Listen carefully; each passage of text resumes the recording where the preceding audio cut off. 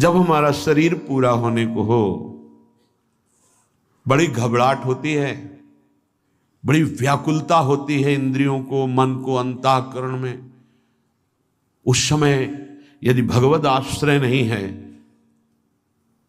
तो जहां कहीं थोड़ी भी प्रियता रही होगी उसकी याद आ जाएगी।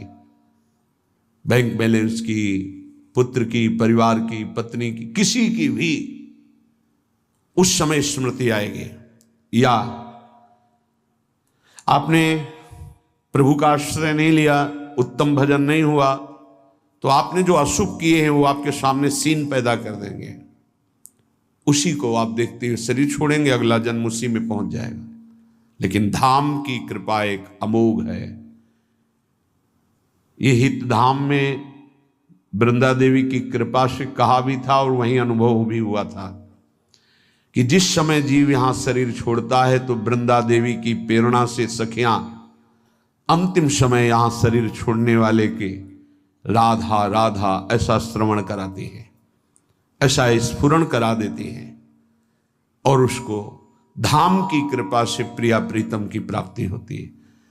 उस समय कीर्तनिया बाबा थे तो उन्होंने कहा ये आप कहीं से स्वाध्याय किया क्या? वह नहीं, छाती में स्वाध्याय हुआ है।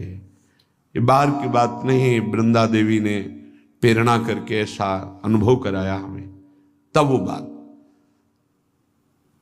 तो उनका जिससे कोई बोले कि कहाँ लिखा है, तो एक संत बैठे थे, उन्होंने कहा शरणानंद जी महाराज ने एक बात कही, तो किसी ने कहा ये तो हमने कहीं लिखा पढ़ा पाया नहीं, तो उनका नवीन लिख लो इसको।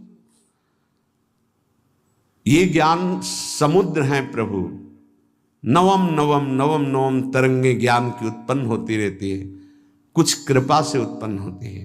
तो यहाँ ज्ञान का विषय नहीं है, यहाँ कृपा का विषय है।